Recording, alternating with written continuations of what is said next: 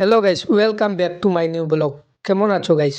তো আজকে যাবো রাজবাড়িতে, ভিডিওটা শেষ পর্যন্ত দেখো। তো গাইস, রেডি হয়ে ঘর থেকে বের হয়ে গেলাম টুটুওয়ালা আঙ্কুলের সাথে গল্প করতে করতে কিছুক্ষণের মধ্যে এসে গেলাম বাজারে। এই বাজারটার নাম হচ্ছে গাইস উদারবন্ধ। তো গাইস, এখানে এসে দেখি আমার বন্ধুও এসে গেছে, আরেক দিকে আমার বন্ধু সেটাও এসে গেল অনেক দূর থেকে, কারণ আমাদের বাড়ি তার বাড়ি থেকে প্রায় 5 কিলোমিটার দূরে। তো গাইস, রাজবাড়ির উদ্দেশ্যে বের হয়ে গেলাম। প্রথমে যাব পাম্পে, কারণ পাম্পে গিয়ে তেল ভরে নিতে হবে। এখন এসে গেছি পাম্পে।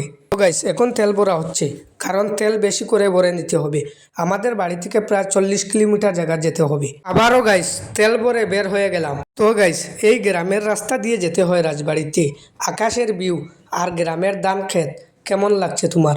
সবুজ বাগানটা অবশ্যই কমেন্টে জানাও। গ্রামের প্রাকৃতিক দৃশ্য দেখতে অনেক সুন্দর, আর দৃশ্য উপভোগ করতে করতে আমরা এগিয়ে যাচ্ছি সামনে। তো গাইস, আমরা 40 কিলোমিটার জায়গা আসার পর ফাইনালি এসে গেলাম রাজবাড়ির কাছে। এটা হচ্ছে রাজবাড়ির এরিয়া। রাজবাড়ির এরিয়াটা হচ্ছে অনেক বড়। তো গাইস, ফাইনালি রাজবাড়িতে গেছি।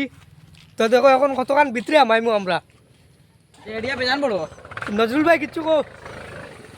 আডিতে আডিতে মানে বহুত উড়াইতে পারতা না, এরিয়া বেজান বড়। আর নদীর মাঝে আইছি গাইস। তো গাইস, রাজবাড়ির ভিতর দিকটা দেখতে কিছু ওরকম অনেক সুন্দর। আপনি যদি শিলচরের হয়ে থাকেন, একবার না একবার এখানে ঘুরতে আসবেন, অনেক ভালো লাগবে। তো গাইস, এখন আমরা হেঁটে হেঁটে ভিতরের দিকে যাচ্ছি। আজকে অনেক বেশি রোদ এবং গরম। আপনি যদি ইউটিউবে ভিডিওটা দেখে থাকেন, তাহলে চ্যানেলটাকে সাবস্ক্রাইব করে দিবেন আর শেয়ার করে দিবেন।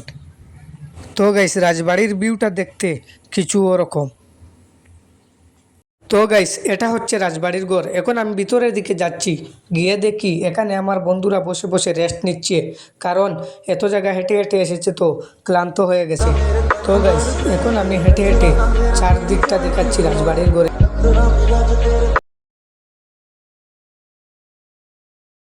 তো গাইস, ভিতরে ঢোকা অসম্ভব, কারণ দরজা বন্ধ। আমি ক্যামেরা নিয়ে ভিতরের দিকটা দেখাচ্ছি। এটা হচ্ছে রাজবাড়ি। আপনিও একবার না একবার ঘুরতে আসবেন, অনেক ভালো লাগবে।